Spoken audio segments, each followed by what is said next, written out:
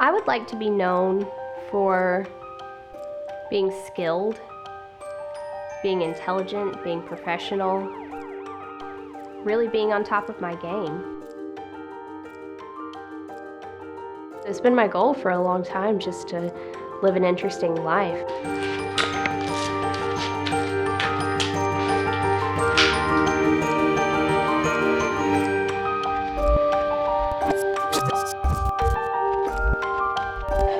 We're actually kind of like you laughing like that, Mariah. Rotate toward me a little bit more, like rotate around. Yeah. My name is Alexandra Haynes. I was a photographer for 8 years. At a certain point, I knew that the life I was living as a photographer wasn't what I really wanted. My life wasn't moving quickly enough, I wasn't moving forward quickly enough, and continuing to do the photography work and just thinking every single day, this is not what I'm supposed to be doing. This is not what I want to do. I'm not living this way. As a child, I actually always wanted to be an investigator. Of course, I was always really interested in characters like Sherlock Holmes. I love spy movies. I used to write short stories when I was probably in middle school about bounty hunters.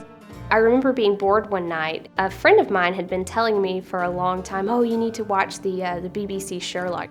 I watched it, and I walked downstairs and I said, Mom, I don't think I want to be a photographer anymore. I think I want to be a detective.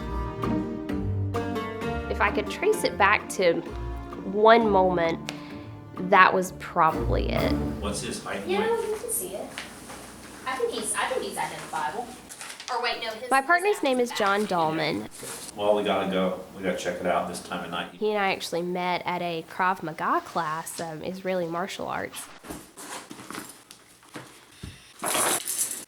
He and I became friends through that class, and I guess about a year later, he started getting into bail recovery and called me one day. He's like, hey, I know you're interested in being an investigator. I need some help on a couple of cases. So he sent me the files.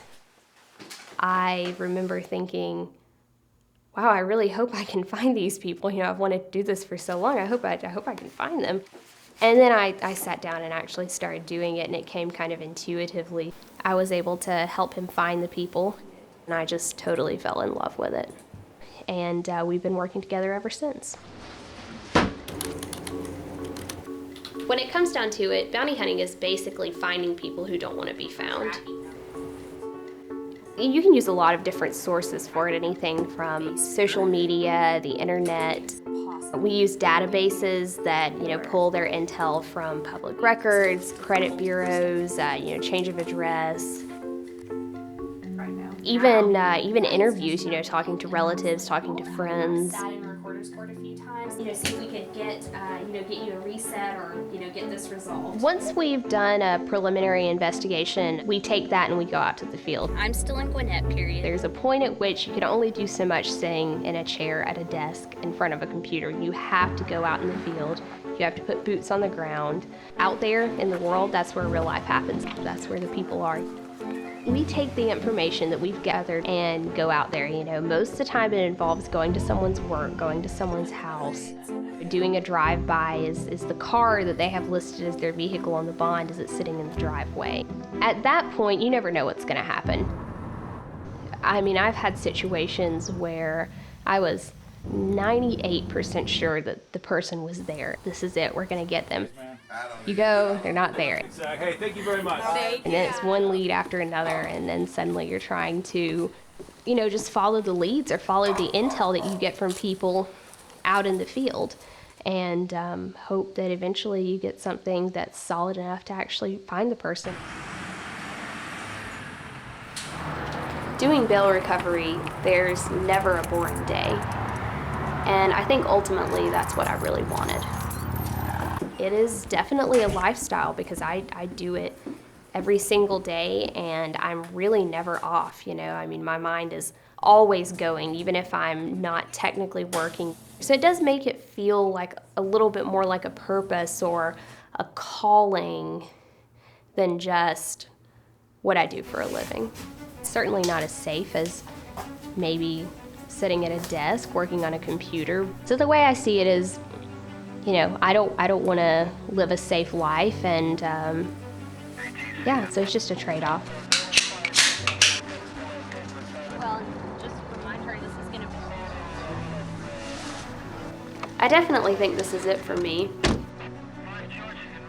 Within the first few days of working in bail recovery, I knew that it could give me the kind of experiences I always wanted.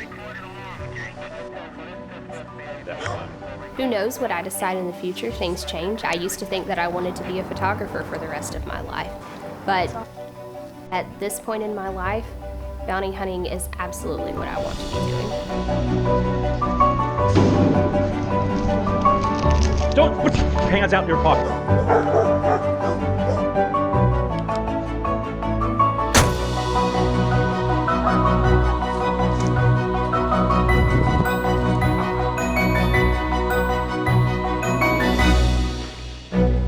My name is Alexandra Haynes, and I am a bounty hunter.